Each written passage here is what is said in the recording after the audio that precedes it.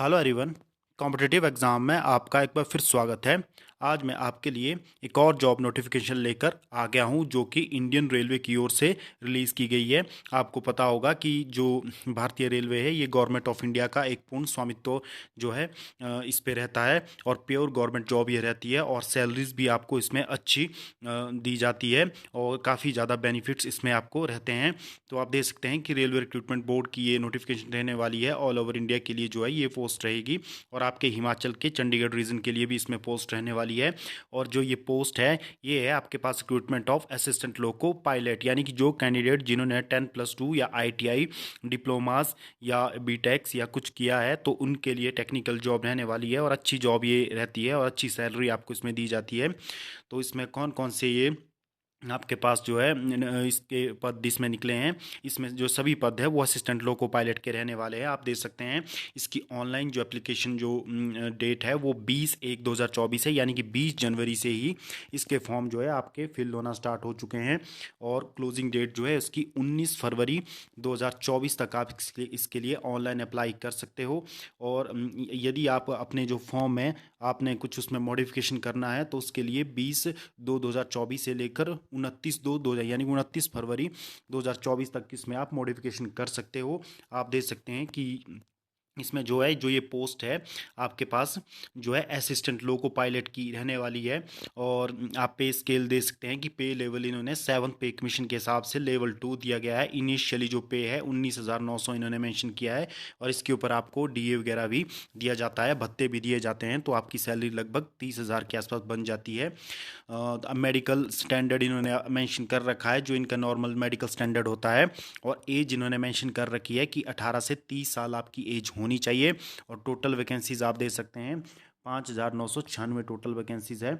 ये लगभग आपके पूरे जोन्स के लिए रहती है क्योंकि रेलवे जो है जोन वाइज बंटा होता है। आप देख सकते हैं कि RBRB wise and railway zone wise detail distribution of vacancies given annexure B, यानी कि जोन वाइज इन्होंने वैकेंसीज को मेंशन कर रखा है, वो भी मैं आपके साथ डिस्कस करूंगा। तो आपको जो है ये फॉर्म जो है ऑनलाइन फिल करना है।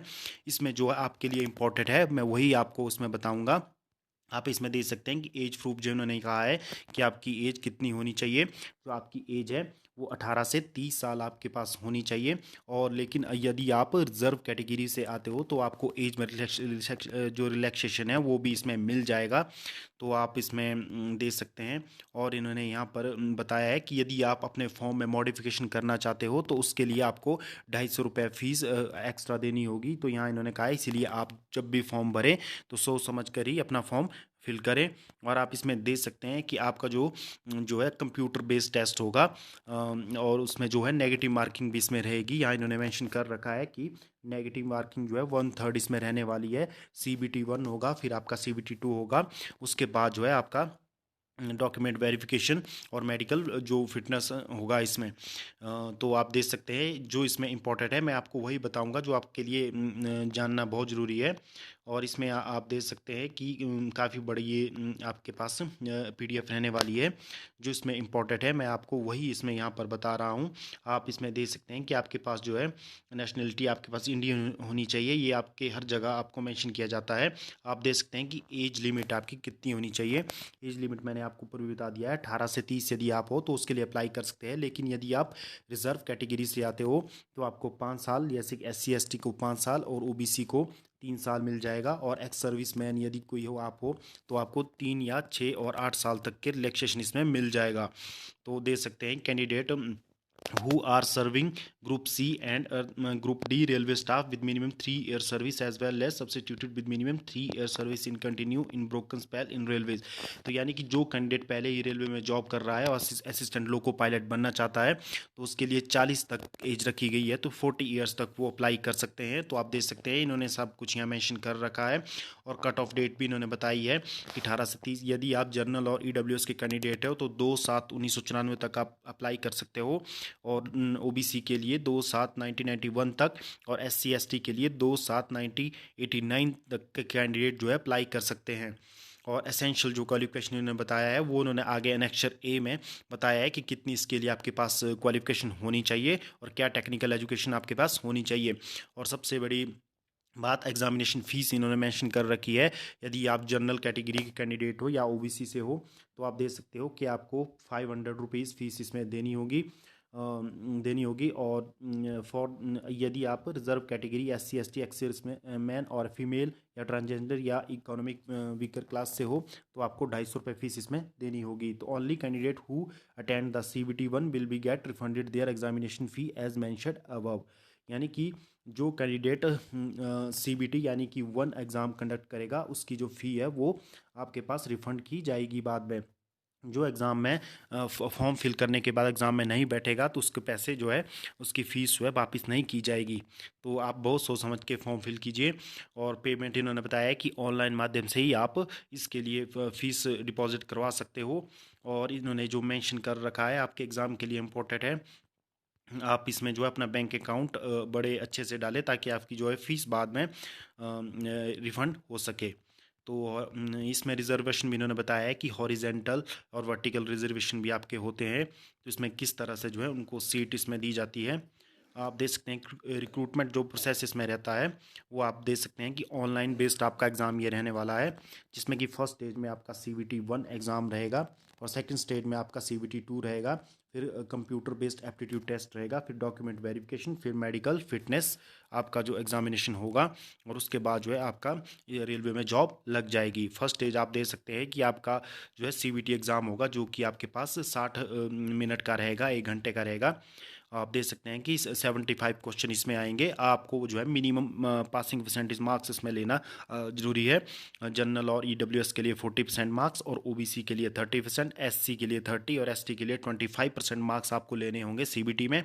फिर आप CBT 2 में जाओगे जहाँ पर आपको अपने सब्जेक्ट से रिलेटेड क्वेश्चन पूछे जाएंगे, जिसमें इन्होंने मेंशन कर रखा है कि मैथमेटिक्स, मेंटल एबिलिटी यानी कि रीजनिंग और जनरल साइंस और जनरल अवेयरनेस। तो ये आपके जो है इसके लिए सिलेबस रहने वाला है। और CBT 2 के लिए आप देख सकते हैं कि CBT जो आपका जो सब्जेक्टिव टेस्ट रहता है इसमें आपका सब्जेक्टिव जो आपका सिलेबस रहता है उससे वहाँ से क्वेश्चन पूछे जाएंगे। और उसके बाद जो है आप जो है कंप्यूटर बेस्ड जो इनका जो टेस्ट रहता है वहाँ पर आप बैठोगे। आप देख सकते हैं कि पार्ट बी क्वालिफाइंग टेस्ट इन्होंने बताया है CBT 2 के लिए, जो electrical engineering and combined various stream in electrical engineering.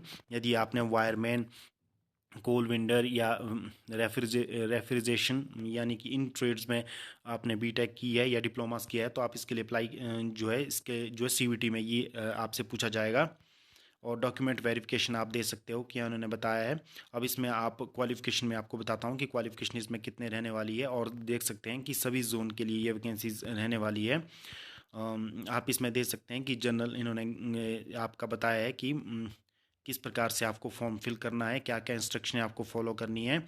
और आप दे सकते हैं कि एब्रीवेशन भी इन्होंने बताया है कि आप इसमें दे सकते हैं कि जो इन्होंने एनेक्चर ए बताया था आपके पास क्या होना चाहिए। असिस्टेंट लोको पायलट जो है लेवल 2 की इनमें सैलरी रहेगी।